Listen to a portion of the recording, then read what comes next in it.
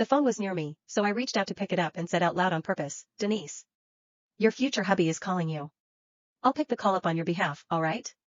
Denise panicked when she heard me, and she jumped from the couch to hurry over to me to snatch the phone from my hand. However, she slipped and lost her balance. She slammed to the ground with a loud crash, with her belly taking the impact. Denise lay flat on the ground while clutching her belly hard, looking like she was in extreme pain. I was smiling, but I quickly changed into a worried expression. "Denise. Why did you get so agitated? You should be careful when you're so heavily pregnant. If anything were to happen to you, I might be the one going to that center your future hubby booked for you." Her phone continued ringing in my hand as I continued to tease her while pretending to pick up the call. "Denise, your phone won't stop ringing. Maybe I should get him to come over quickly and take you to the hospital." Before I could finish my sentence, Denise quickly climbed up from the ground while suppressing her pain to snatch the phone from my hand. "No, it's all right. I'm fine. My boyfriend is really busy. Let's not disturb him."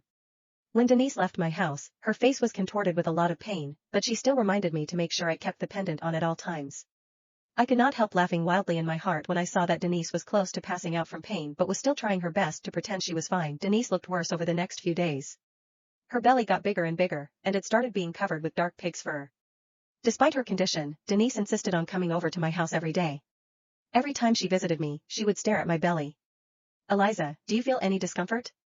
I looked at her and unbuttoned my shirt to show her my belly. I had drawn many stretch marks on it in accordance with what I remembered from my past lifetime. I complained to her, "I have no idea what's going on, Denise. I've gotten so many stretch marks, and I feel tired all the time."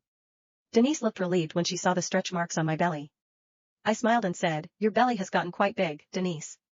I heard that when it gets this big, it usually means that you could be pregnant with twins or triplets. Have you gotten an ultrasound from the hospital?" She covered her belly with her hand as she replied with a smile, "Of course, I have. The doctor said that my baby is very healthy." Denise continued visiting me every day, and if this went on, she might suspect my pendant was fake. With that in mind, I gave her an excuse the next day to go to my grandmother's house to rest while waiting for my baby to be born. My grandmother had never liked Denise because she was my stepmother's daughter, while Denise returned the sentiment. That was why I was confident she would not visit me often at my grandmother's house. My baby continued growing healthily under my grandmother's love and care.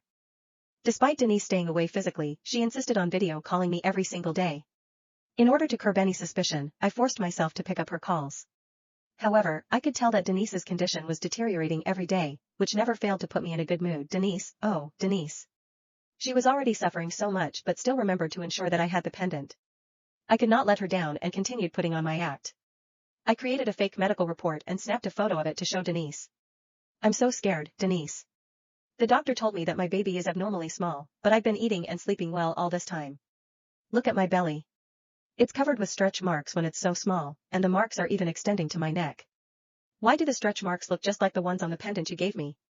Denise looked anxious for a moment before comforting me. "You must be imagining things, Eliza. Stretch marks are genetic. My mom told me about how your mom's belly was covered in stretch marks as well after she gave birth to you. That's why Dad never touched her after giving birth." "Oh, that's not what I mean, Eliza. Please don't get me wrong. My boyfriend got me an ointment from overseas that works great on stretch marks. I'll deliver it over to you one day soon." At the mention of Simon, it reminded me that he had stopped contacting me ever since I came to my grandmother's house. He must be staying by Denise's side and taking care of her. I wanted to see what sort of baby could be created by this adulterous pair. Just when I thought Denise had completely let her guard down, she appeared at my grandmother's house 3 days later, accompanied by Simon. Simon said, "Eliza, I'm here with Denise to take you home. Your grandma is getting old, and it's not nice of you to impose on her." Simon was helping Denise out of the car as she was having difficulty with her mobility. She looked just as I did in my past lifetime. Her eyes had sunken in, and she looked skinny as a rack. She even had a scarf around her neck to cover the black stretch marks on her. Denise stared at my belly the moment she got out of the car. Even though my belly was much smaller than Denise's, it was still considered a normal size. Denise's belly was abnormally huge, causing her major imbalance. She required help even when walking normally. Her eyes widened as she stared straight at my healthy belly. "Have you been feeling any discomfort recently, Eliza?" I pretended to look incredulously at them. "I'm feeling fine. Why would you ask such a thing all of a sudden?" My reply seemed to panic Denise. She opened up the part of my shirt that was covering my belly. "Why have your stretch marks vanished, Denise? That's impossible. Don't you feel any discomfort at all?" I slapped Denise's hand away. "What do you mean, Denise? Are you hoping I'd be experiencing discomfort?"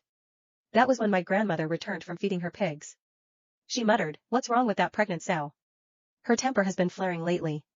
Denise turned to look, and she was stunned when she saw the pendant around the neck of the sow in the pig's pen. Her eyes widened, and she roared furiously, "Eliza Carter.